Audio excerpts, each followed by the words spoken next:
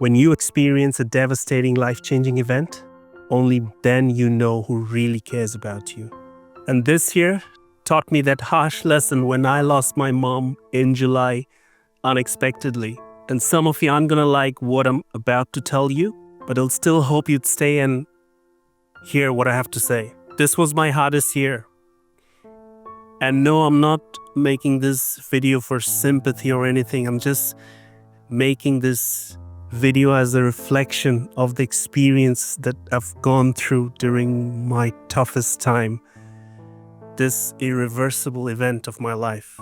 This year broke me open, but it also showed me things about life, about people, and most importantly about myself, the things I would have never learned otherwise. Some of those lessons were brutally soul-crushing. And if you're going through something hard right now, this might make you feel a little bit less lonely. My mom passed away unexpectedly on a Friday. And I'm not gonna share the details. It's just, there are things I just want to keep it to myself. It's just for me, But you know one thing, that she was here one day and the next day she wasn't there. You will not get time to prepare. You won't get any more chances to say the things you wanted to say, to tell her that you love her, to tell her how grateful you are that she is in your life. You won't get that chance. I received that dreadful phone call on a Friday morning and immediately I booked the ticket. It was the longest, the loneliest flight I've ever taken. I can't explain what I was going through. I mean, it's really hard to comprehend those emotions if you're not actually experiencing this. But if I had to explain it, that's probably the flight I never wanted to hop on. I arrived and the first few hours were a blur. There were arrangements to make, phone calls to do, a burial to plan. There were so many things. I was just going in different direction. I was moving in so many directions, but I wasn't there. My body was just doing what it needed to do, while my mind was not there. I was not ready to accept the reality. I wasn't ready to accept the fact that the reality hits you hard. Once the formalities are over, people go back to their life, but you don't get to go back to your normal life because now your normal is different. You're stuck in this new world, where the most important person in your life is gone. You'll never ever see that person again. Never. How do you accept that? I don't know. Here's what I wasn't prepared for. The silence. The silence from the relatives around me. Well, not everyone, but surely few, especially from whom I expected better. They just disappeared. No calls, no texts, no check-ins. Even worse, they send you these copy-paste, generic text which says, sorry for your loss, stay strong, and all those cold, soulless texts which really doesn't have any meaning. Doesn't really make sense. I wasn't prepared for that. It's like once the burial and everything, all the formalities were over, so was their obligation to care. Then there were my friends. Well, at least I thought they were friends. I'd known them for years, spent so much time with them, planned almost every weekend with them, and thought I would count on them, but they just faded. Well, in their defense, maybe, they were uncomfortable. They didn't know what to say during these times. My grief was making them uncomfortable.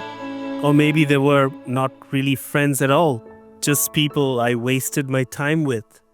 And that wasn't even the hardest part.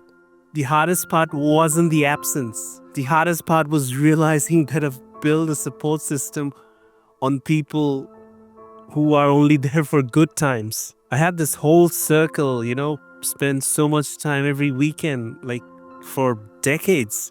They knew everything about me because I treated them like my family. And when my mom passed away, I thought, I have these people who will look after me. But no, they weren't there. Only a few texts, very cold texts, as I told you earlier, those sorry for your loss and those kind of copy-paste, generic, heartless, soulless text. No one checked me even after a week, even after months. No one showed me at my door. No one sat with me in silence. I gave them the benefit of doubt at first. Maybe they don't know what to say. Maybe they're uncomfortable. Maybe they're giving me space. But weeks turned into months. Nothing. This wasn't about not knowing what to say. This was they just didn't care enough. The people I'd have dropped everything for didn't even bother to check in. But this experience taught me something profound. Some friendship exists when life is easy, when life is fun, when life is good. You're fun to be around. The moment you actually need someone, that's when you find out who your real friends are. And I had fewer than I thought. I'm different now. Completely different. I react to things differently. The small stuffs that used to bother me so much, it doesn't anymore. If someone's rude to me, yeah, whatever. Can't be bothered. When you have lost the most important person in your life, everything else just feels so trivial. And I also don't have time for small talks. It just annoys me these days. I don't waste my precious time on pretentious people. I don't need that rubbish. I'm much quieter now and more selective about who gets my time, my energy, my trust. Some people think I've become cold. Maybe I have. Or maybe I just learned how to protect myself. I value presence over words. Don't tell me you care. Show me that you care. Don't say, let me know if you need anything. Just do something for me. Turn up, check in. Come visit, something. Action is the only language I trust now. I'm done with these pretentious relationships or friendship for that matter. But it wasn't all darkness. That's the thing about hitting rock bottom. You find out what's actually solid. I learned that people who show up aren't always the one you expect.